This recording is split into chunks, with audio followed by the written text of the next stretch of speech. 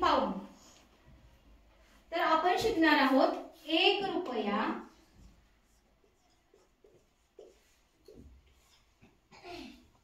रुपयाच्या संदर्भात अर्धा, पाव, पाऊण कसा ओळखायचा ते.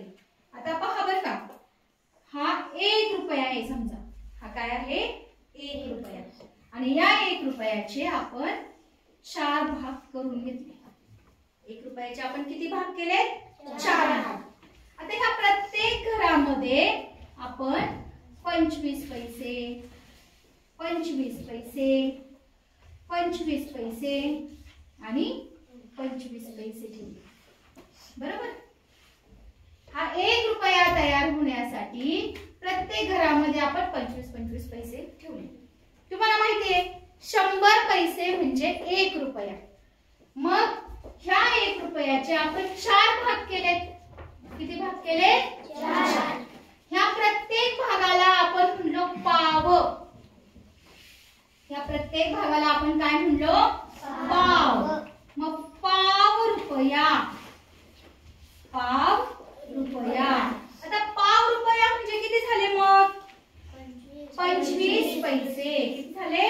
25 पैसे. बरोबर. आता पुढचा जो भाग आहे तो आपण शिकणार आहे अर्धा रुपया. अर्धा भाग. तुम्हाला बघा आईनी भाकरी केली, तुम्ही काय म्हणतात? आई मला आज भूक नाही, आज मला अर्धीच भाकरी दे. मग आई काय करते रे? एका भाकरीचे किती भाग करते? किती भाग करते? 2 भाग करते. किती भाग करते? 2. मग इथे पण आपण हे 2 भाग घेऊयात.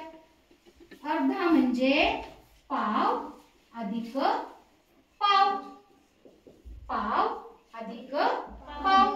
मग आता आपण हा पाव भाग घेऊ आणि हा पाव भाग घेऊ. बघा बरोबर घेतला. हा एक पाव भाग घेतला आणि हा एक पाव भाग. 2 पाव भाग घेतल्यावर किती भाग मिळाला आपल्याला? अर्धा भाग मिळाला. किती भाग मिळाला? अर्धा. शाबास. हा अर्धा भाग आपल्याला मिळालेला आहे. हा पाव भाग म्हणजेच 25 पैसे.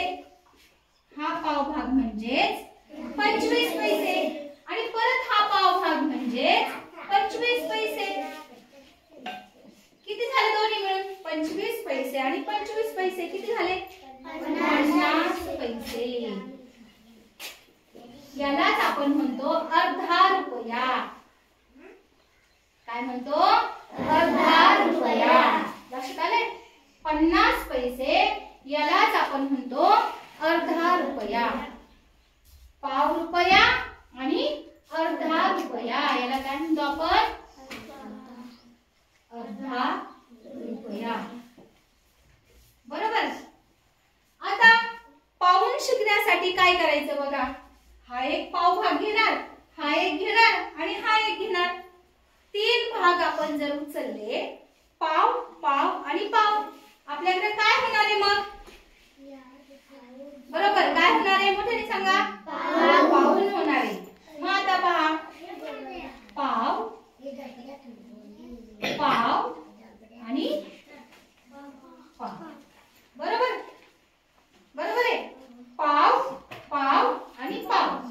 मग आता कोणती आकृती घेऊयात आपण?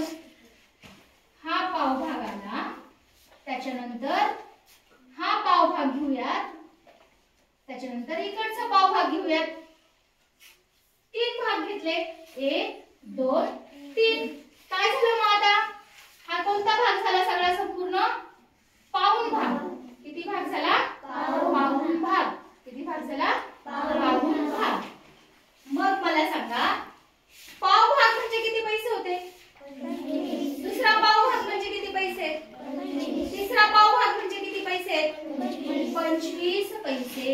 हे 25 पैसे अधिक हे 25 पैसे अधिक हे 25 पैसे किती झाले रे? बरोबर 75 पैसे. 75 पैसे. ह्या 75 पैशाला आपण काय म्हणणार आहे? पाऊण रुपया. ह्या 75 पैशाला आपण काय म्हणणार आहोत? पाऊण रुपया. बघा इकडे ह्या 75 पैशाला आपण म्हणणार आहे पाऊण रुपया. परत एकदा समजून घ्या.